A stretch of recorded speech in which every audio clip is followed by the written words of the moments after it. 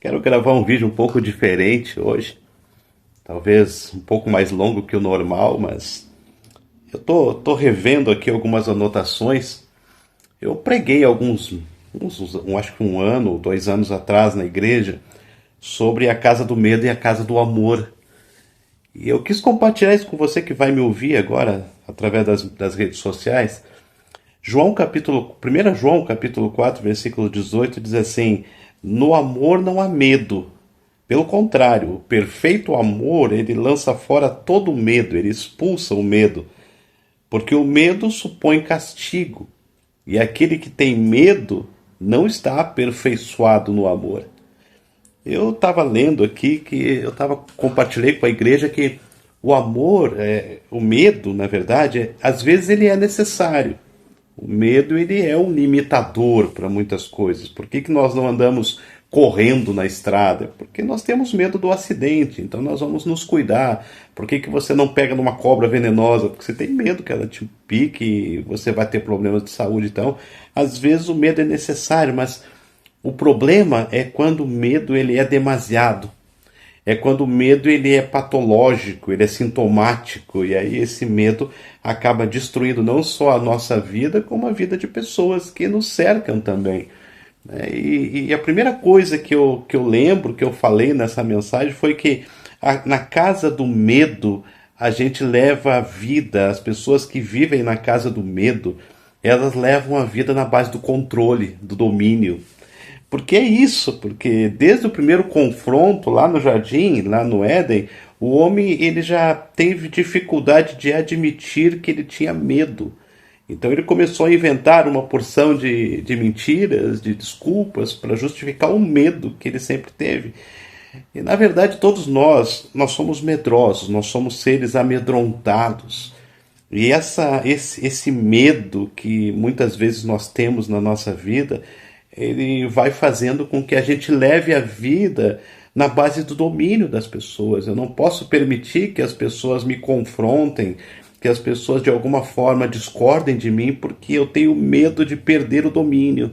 E é interessante isso, porque a gente viveu, eu vivi, talvez você também, nós vivemos por muito tempo com medo de Deus. Eu fui criado de um jeito que dizia assim: se você fizer coisa errada, Deus vai te castigar.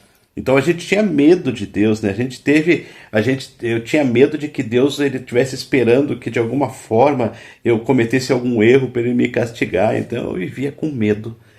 E no mundo que nós vivemos hoje, principalmente nos relacionamentos corporativos, nos relacionamentos profissionais, existe muito domínio do chefe para o funcionário, porque é muito difícil para alguns tipos de chefes entenderem que o funcionário também pensa e que se em algum momento aquele funcionário foi contratado para aquela função, foi porque se pensou que ele tinha condições de fazer aquilo, que ele tinha condições de exercer aquela função. E é interessante porque na casa do medo, se a pessoa começa a se destacar um pouquinho nas suas ações, começa a ter a repressão, porque eu tenho medo que alguém se apareça mais do que eu. Interessante, porque é por isso que o medo ele não é de Deus. O medo, a insegurança, porque Deus é amor. E ele nos convida para viver dessa forma. Se o Filho de Deus o libertar, verdadeiramente vocês serão livres. Então, na casa do medo, as pessoas que moram nessa casa, que vivem nessa casa do medo, elas querem conquistar as coisas pelo domínio. Então, quanto mais coisas eu domino, melhor para mim. Eu não posso deixar ninguém se sobressair, eu não posso deixar ninguém argumentar, porque se alguém argumentar, talvez vai ter mais argumentos que eu e eu vou perder alguma coisa. E é interessante isso, porque a terminologia, quando um homem começa a namorar com uma mulher, ou quando a mulher começa a namorar com o homem, a terminologia que se usa é conquistar, né? E é isso que vai trazendo para o próprio relacionamento um negócio complicado de conquista, de domínio, de suprimir, de oprimir, de botar medo, de trazer no cabresto. Isso é tão ruim. A casa do medo é assim. E isso não é amor. Porque o amor não é assim, isso é uma forma de dominar o outro, é uma forma de conquistar o outro, de ter o outro sobre a minha égide, aquilo que eu mando, eu não pergunto, eu não compartilho, eu não vivo junto, eu não trabalho em equipe, porque eu tenho medo que me dominem, isso é o medo.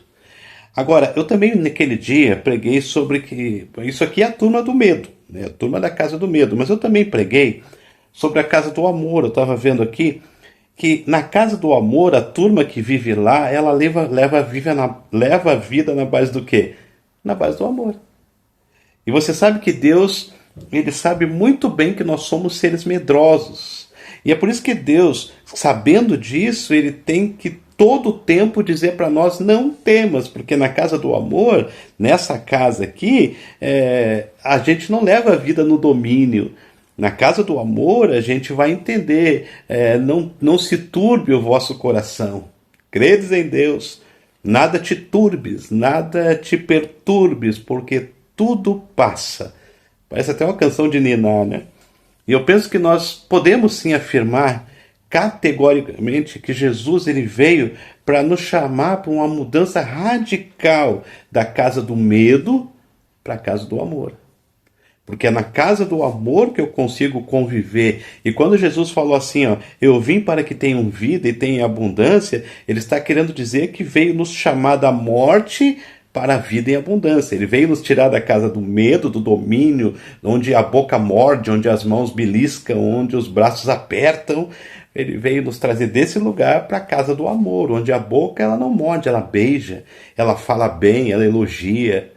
Ele veio nos trazer para uma casa onde os braços eles não apertam, mas eles abraçam. Os olhos eles não julgam, eles sorriem. Então isso é a casa do amor. É interessante isso porque eu estava lembrando, eu quis compartilhar com você, porque se nós mantivermos os nossos olhos fixos em Deus, a gente vai entender que Ele fala para nós não temas. Eu não preciso viver na casa do medo, eu posso viver na casa do amor, eu não preciso temer.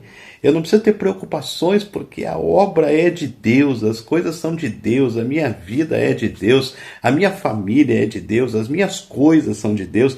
É por isso que ele fala, não temas 365 vezes. Não precisa ter medo. Jesus chega lá para os discípulos e os discípulos olham para Jesus, só pode ser uma assombração, tá andando sobre o mar, e Jesus vai gritar para eles, ei, calma, calma, sou eu, calma.